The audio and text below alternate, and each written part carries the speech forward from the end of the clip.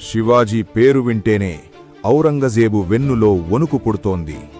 యుద్ధంలో గెలవలేక తనలో తను రగిలిపోతూ ఒక కొత్త ఎత్తుగడకి సిద్ధమయ్యాడు.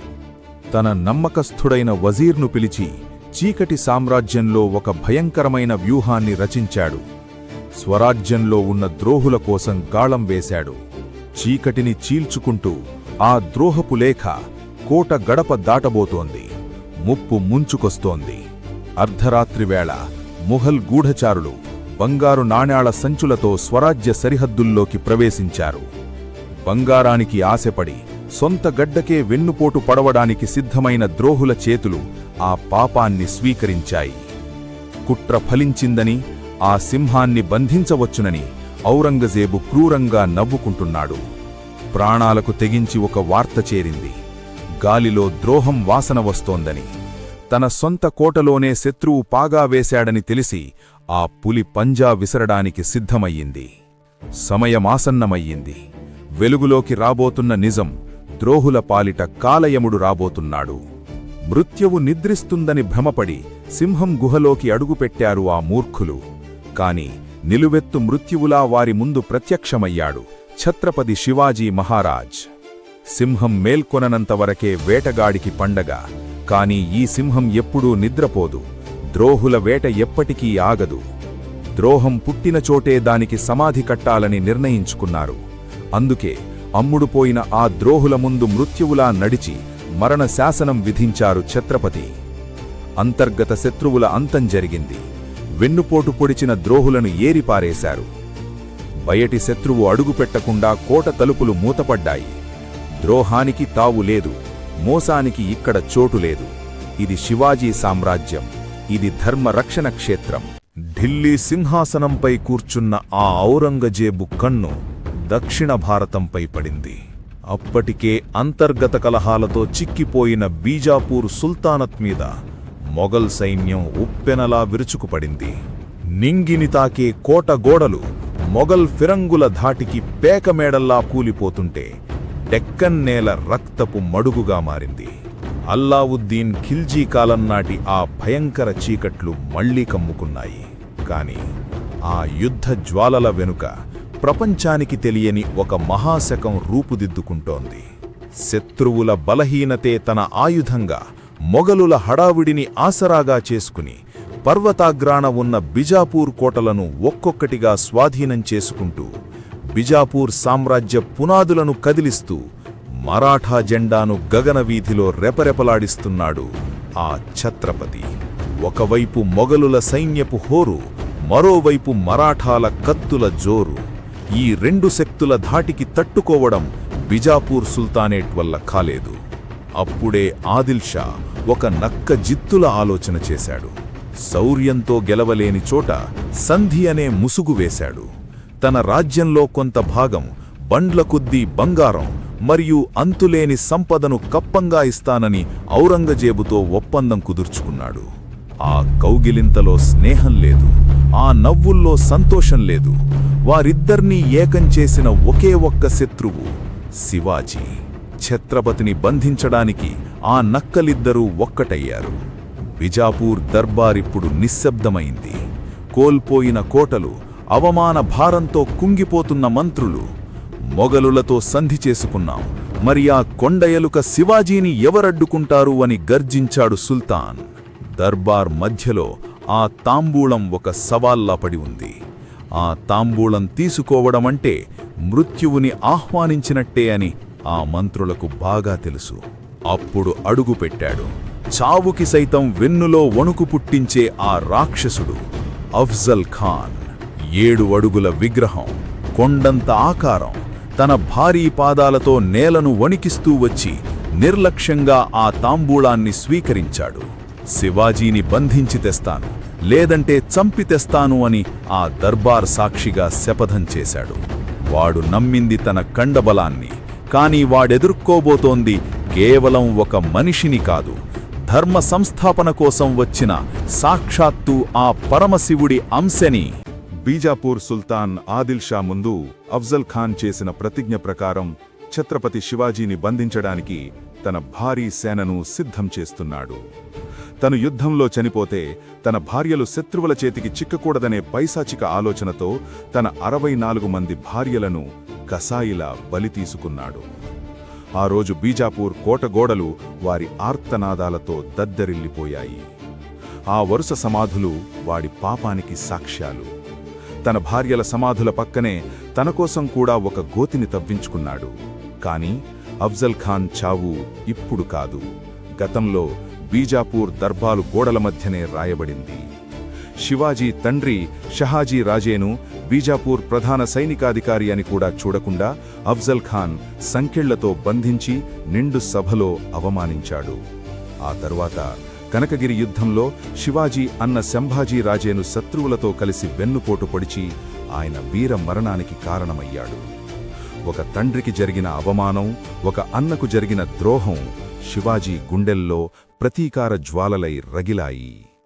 ప్రతాప్గఢ్ కోటలో శివాజీని చంపలేమని అఫ్జల్ ఖాన్కి తెలుసు. అందుకే శివాజీను రెచ్చగొట్టడానికి వాడు చెయ్యని పాపం లేదు. కనిపించిన ప్రతి పవిత్రమైన దేవాలయాలను ధ్వంసం చేస్తూ వచ్చాడు.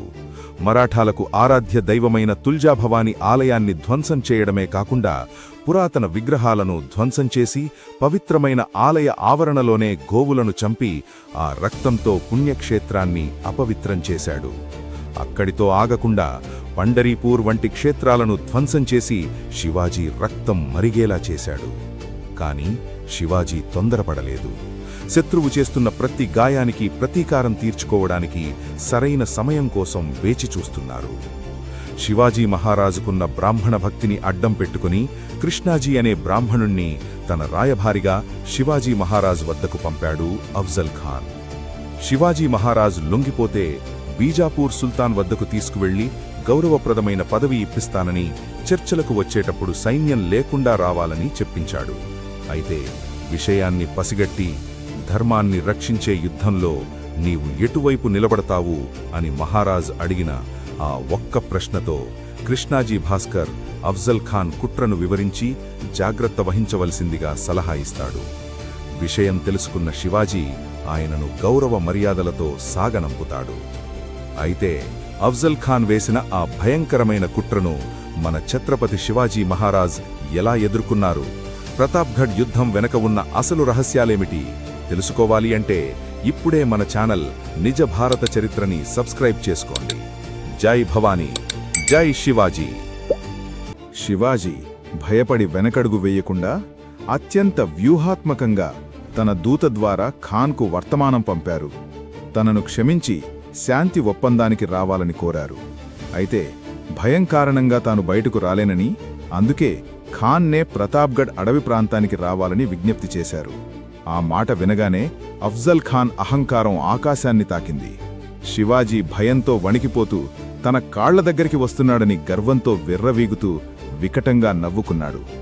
నవంబర్ 10, 1659న చర్చలకు తేదీ ఖరారు చేసి శివాజీని సైన్యం లేకుండా రమ్మన్న అఫ్జల్ ఖాన్ తన భారీ సైన్యాన్ని ప్రతాప్గఢ్ అడవుల్లో మోహరించాడు. ఇటు ప్రతాప్గఢ్ కోటలో తన సేనాధిపతులతో కలిసి శివాజీ మహారాజ్ వ్యూహరచన చేస్తున్నారు. గతంలో అఫ్జల్ ఖాన్ చర్చల పేరుతో ఎందరో రాజులను పిలిచి మోసపూరితంగా చంపేసిన చరిత్రను గుర్తుంచుకున్న శివాజీ ఈసారి అఫ్జల్ ఖాన్ కుట్రలు సాగకుండా తనదైన శైలిలో చర్చలకు సంసిద్ధమయ్యారు. అఫ్జల్ కుతంత్రానికి విరుగుడుగా ప్రతాప్గఢ్ అడవుల్లో గెరిల్లా దాడి కోసం మరాఠా వీరులను రహస్యంగా మోహరించి శత్రువు ఊహించని రీతిలో యుద్ధానికి సిద్ధమయ్యారు. తన ఖడ్గాన్ని భవానీమాత పాదాల చెంత ఉంచి ఆ దేవి ఆశీస్సులు తీసుకున్నారు ఛత్రపతి. తన ప్రాణ స్నేహితులు మరియు అత్యంత నమ్మకస్తులైన వీరులను వెంటబెట్టుకుని ఆ రాక్షసుడు అఫ్జల్ ఖాన్ను అంతం చేయడానికి శివాజీ మహారాజ్ ప్రతాప్గఢ్ అడవిలో అడుగులు వేశారు. చర్చల కోసం వచ్చి కౌగిలించుకున్న అఫ్జల్ ఖాన్ వెన్నుపోటు పొడవాలని తన కత్తిని దూశాడు. ఆ దెబ్బకు ఒక్క క్షణం అప్రమత్తమైన ఛత్రపతి మరుక్షణమే పులిలా విరుచుకుపడ్డారు. దాచి ఉంచిన పులిగోర్లతో ఆ నీచుడి కడుపును చీల్చి చెండాడారు. బీజాపూర్ సైన్యం ఏం జరుగుతోందో తెలుసుకునేలోపే ధర్మ సంస్థాపన కోసం భవానీ ఖడ్గం మెరిసింది. ఛత్రపతి శివాజీ మహారాజ్ ఒక్క వేటుతో అఫ్జల్ ఖాన్ తల నరికివేశాడు. అక్కడ అఫ్జల్ ఖాన్ అహంకారం మట్టిలో కలిస్తే ఇటు ప్రతాప్గఢ్ అడవుల్లో మరాఠా వీరుల ప్రళయం మొదలయింది. గెరిల్లా దాడిలో ఆరితేరిన మరాఠా వీరులు అప్పటికే పొంచి ఉన్న బీజాపూర్ సైన్యంపై మెరుపుదాడి చేశారు. అడవిలో ఏ చెట్టు వెనుక నుండి మృత్యువు దూసుకొస్తోందో తెలియక శత్రు సైన్యం ప్రాణభయంతో పరుగులు తీసింది. ఛత్రపతి వ్యూహం ముందు బీజాపూర్ గర్వం కుప్పకూలింది. ప్రతాప్గఢ్ అడవి సాక్ష్యంగా ఆ రాక్షసుడు అఫ్జల్ ఖాన్ను ఛత్రపతి శివాజీ మహారాజ్ వధించి అధర్మాన్ని మట్టి కరిపించారు. ఈ వీర ఛత్రపతి శివాజీ మహారాజ్ని కాపాడడానికి తన ప్రాణాలను త్యాగం చేసిన ఆ అపర వీరుడి గురించి మీకు తెలుసా? అఫ్జల్ ఖాన్ను అంతం చేసిన ఛత్రపతి శివాజీ మహారాజ్ ఒక్కొక్కటిగా బీజాపూర్ కోటలను స్వాధీనం చేసుకుంటూ స్వరాజ్యాన్ని విస్తరించడం మొదలుపెట్టారు. దీనిని అడ్డుకోవడానికి బీజాపూర్ సుల్తాన్ సిద్దీ జోహర్ను భారీ సైన్యంతో పంపాడు. వేల మంది సైన్యంతో పన్హాలగఢ్ కోటను చుట్టుముట్టి బంధించారు. పన్హాలగఢ్ ముట్టడిలో శివాజీ మహారాజ్ ప్రాణాలను కాపాడటానికి ఆయనలాగే వేషం వేసి శత్రువుని తప్పుదోవ పట్టించి తన ప్రాణాలర్పించాడు వీర శివకాశీద్. పల్లకీలో ఉన్నది శివాజీ మహారాజ్ కాదు అని తెలుసుకున్న బీజాపూర్ సైన్యం ఆగ్రహంతో ఊగిపోయింది. మోసపోయామని గ్రహించి అసలైన శివాజీ మహారాజును పట్టుకోవడానికి వేటకుక్కల్లా వెంటపడ్డారు. అదే సమయంలో శివాజీ మహారాజ్ తన సైన్యంతో విశాల్గఢ్ వైపు దూసుకుపోతున్నారు. కాని శత్రువు ఛత్రపతి శివాజీ మహారాజును తరుముకొస్తున్నాడని తెలిసి బాజీ ప్రభు దేశ్పాండే పవన్ కిండ్ దగ్గర 300 మంది మరాఠా వీరులతో కలిసి యముడిలా అడ్డు నిలిచాడు. శివాజీ మహారాజును కాపాడేందుకు ఆ 300 మంది మరాఠా వీరులు 12,000 మంది బీజాపూర్ సైన్యంపై చేసిన ఆ భీకర యుద్ధం ప్రపంచ చరిత్రలోనే అత్యంత సాహసోత్పేతమైన పోరాటాలలో ఒకటి. శరీరం జల్లెడై రక్తపు మడుగులో ఉన్న 2 చేతుల్లో దండపట్టాలను తిప్పుతూ వేల మంది శత్రువులను యమపురికి పంపాడు బాజీ. మహారాజ్ కోట చేరి ఫిరంగులు పేల్చే వరకు ఒక్కణ్ణి రానివ్వను అని ప్రాణాలకు తెగించి పోరాడాడు. శివాజీ మహారాజ్ విశాల్గఢ్ కోట చేరుకోగానే ఫిరంగులు పేలాయి. ఆ శబ్దం విని వీరుడి ముఖంలో చిరునవ్వు విరిసింది. తన రాజు క్షేమంగా కోట చేరారని తెలుసుకొని తృప్తితో మరణాన్ని గర్వంగా ఆహ్వానించాడు. యుద్ధం ముగిసింది. ఆ లోయంతా మరాఠా వీరుల రక్తంతో తడిసి ముద్దైపోయింది. తన ప్రాణ సమానులైన బాజీ ప్రభు మరియు ఆ 300 మంది మరాఠా వీరుల త్యాగానికి గుర్తుగా ఛత్రపతి శివాజీ మహారాజ్ ఆ ఘోడ్ కిండ్ పేరును పవన్ కిండ్గా మార్చారు. అంటే వీరుల రక్తంతో పునీతమైన పవిత్రమైన లోయ అని అర్థం. మన నిజమైన చరిత్రను తెలుసుకోవడానికి ఇప్పుడే మన ఛానల్ నిజ భారత చరిత్రని సబ్స్క్రైబ్ చేసుకోండి. జై భవానీ, జై శివాజీ.